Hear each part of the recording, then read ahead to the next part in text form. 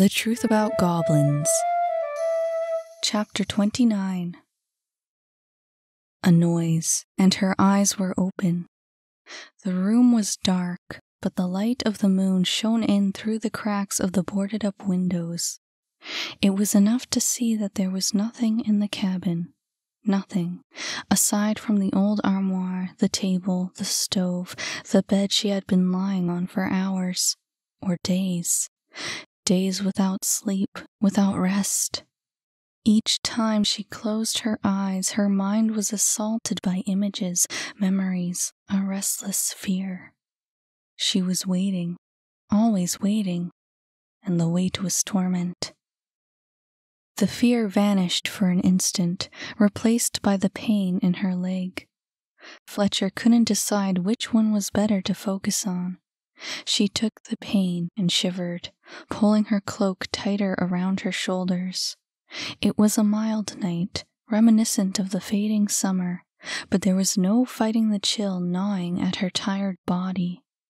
Tempting as it was to light a fire in the stove, she didn't dare risk sending a pillar of smoke into the clear night sky. But a moment later and the shivering subsided.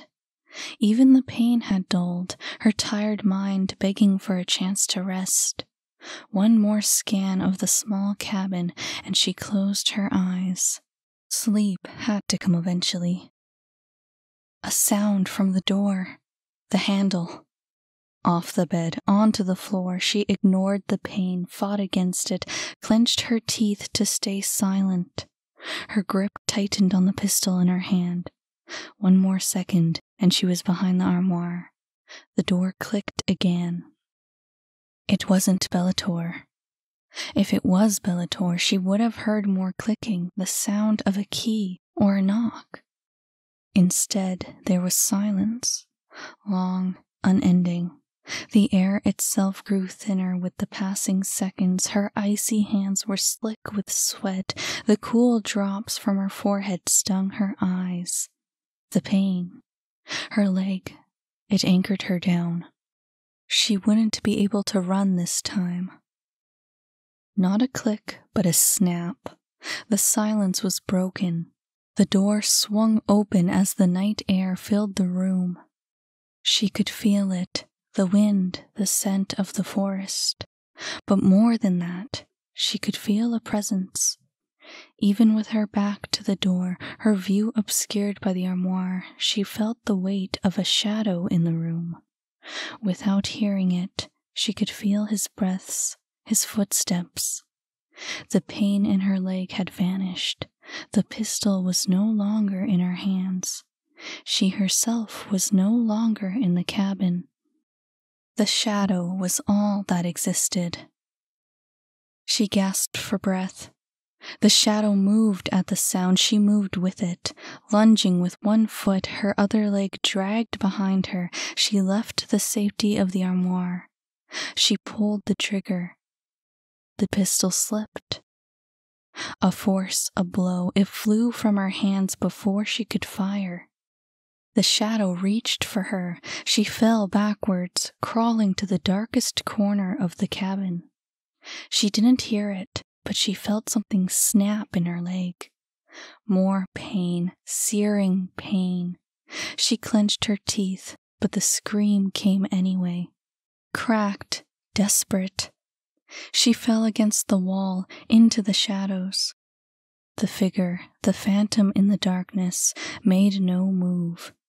He avoided the light from the windows, his shape obscured, his face unseen. He stood still, waiting. For what? She didn't know. But the pain was mounting. She couldn't take it. "Kill me!" The shadow didn't move, didn't speak, but his eyes were on her. "Just kill me!" Still, he said nothing. What was he waiting for? She didn't know, she didn't understand. "Stop this! End it!" More silence. She was shaking, her vision fogged. When she tried to shout, to cry again, her voice caught in her throat. It wasn't until the shadow stepped forward that she was able to speak. It should have ended the first time. You should have killed me and Nia Nacha. Another step forward. He remained a shadow. I shouldn't be here. She shut her eyes. I shouldn't be alone. Why didn't you kill me before? The tears took her voice. The shaking breaths stole over her body. She turned her face to the wall. Watching, waiting, the figure stepped forward. He didn't stop, not until he was right before her, and then he lowered himself to the ground. You want me to kill you? His voice, calm, even. You want to die? Her voice, shaking, thin. Please. She turned her head. Now, please. His hand caught the light, the cool beams of the moon reflected off the pistol. Be still. His other hand reached towards her. One last thing from you, and then it's done. I need you to tell me. A white flash in the air, the sheen of a blade through the light and into the darkness, into the shadow. A scream, rage, as the blade missed its mark.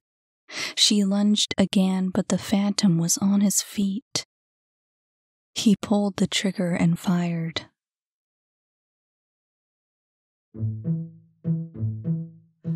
Hey, hi, I'm your narrator, Miranda Eastwood, also the author of The Truth About Goblins.